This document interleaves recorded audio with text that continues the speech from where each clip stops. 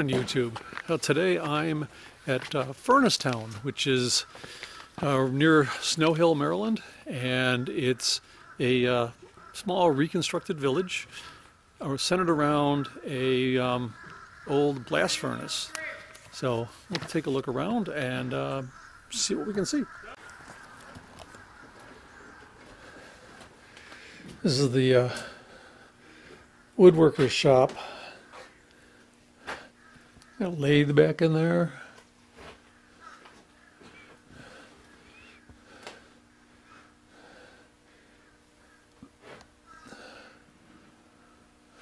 A lot of this looks like some of the equipment I had.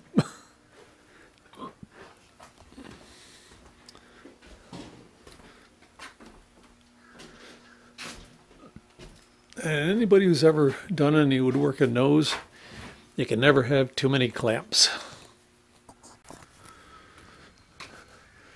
Of course, the blacksmith shop. Ouch.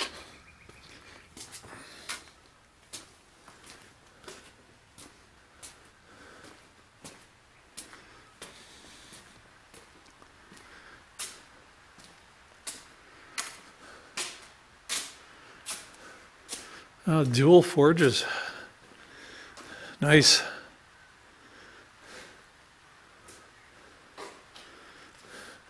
I like the Dutch oven because, hey, you got heat. You might as well have a hot lunch. Okay. At the top here is the throat of the old furnace, and this would have been, this is called the charging ramp, and the original would have had a lot gentler slope, would have gone a little bit farther out, but they use carts like these to pull the ore up to the top.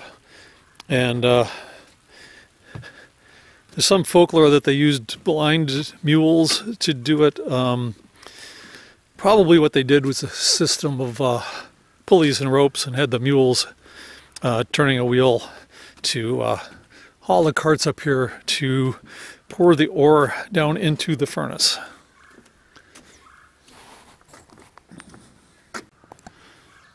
And that's where the ore would have been poured down in. You can sort of see why it's called the throat. I don't know if you can see in the mirror down in there, but I'm sure when this thing was roaring, a lot of heat was coming up out of that. So the depression right there, that would have been the mill race. In the 1840s, water, there was a 300-acre pond up there, and the water would come down through there to power the to run the water wheel that actually powered the bellows that blew into the furnace.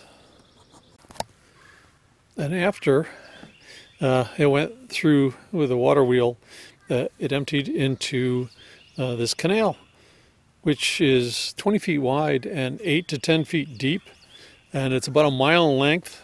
So I get an idea how massive this thing is. So this is the casting arch. This is where the molten iron would have come out, and they had a building here with sand, and they would use hose to form little trenches, and it would just come out and go through, fill up the things to make pigs, which is the idea of pig iron. They'd be about 24 inches long, weigh about 25 pounds, and probably looked a lot like these, only bigger. Well, with the water wheel right there, and you probably see a little bit, like the brick over there would have been part of the old foundation for it. This water wheel drove bellows that blew air into the furnace. You needed the air for the combustion, and like in the blacksmith shop, you blow an air in, fire's going to burn hotter. Probably the original ones were wood and leather, but then when they added the blast furnace pipes, they would have put in a a pair of cast iron compression bellows, and that made this, again, much more efficient. So if you picture this back in the day, building here with the bellows blowing air in to get the fire going, you got the mules with the carts going up and down the ramp here to put ore down in the throat. You would have had molten iron flowing out of here inside another building, and on the other side I'm not sure. But in any case, this would have been quite the going concern. It ran 24 hours a day, and once you got the fire going, you don't want it to go down. And they would produce, I think it said, about 700 tons of iron a year, which for this, with a lot of manual labor, that's a lot of iron.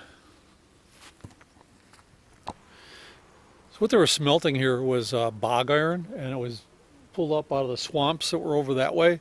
And like I said, in Minnesota, the iron mines open up there were a better quality iron. But still, this produced a lot for the early industrial revolution. So this would be, what the kind of ore that they were gathering and basically digging it out of the swamps. Okay, the other two components in the smelting was charcoal and oyster shells. Now they cut down like 5,000 acres of trees or all around to produce the charcoal needed for this. Oyster shells came from Chesapeake Bay, which is not that far. So you'd have charcoal, ore, oyster shells, more charcoal, more ore, more of the oyster shells. Now, the oyster shells and the charcoal would produce the heat. The oyster shells would help with the getting the slag and the impurities out of it. And so, as I said here, you got the water wheel running the bellows. All of what I just showed you, ore being loaded up there, and then slag, which is the molten impurities, and the pig iron would come out the bottom. To give you an idea what it looked like before they built the reconstructed furnace town around it. It's being pretty much overgrown. You got some trees growing out of the top, and so now it's surrounded by a much more interesting environment, tells more of the story. Here's a good view of what it's like down inside of the furnace. I think that's pretty much the end of my day here at Furnace Town. It was like normal $7 to get in for an adult. For seniors, it's $6. So I got it for $6. They're open from April 1st till October 31st. And one of the nice things is they are part of the Harvest Host system. So if you belong to that, or even like me, I don't, but I did pay to go in.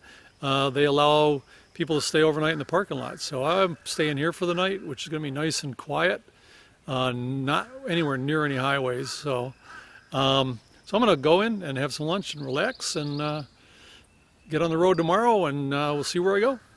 See you later, YouTube.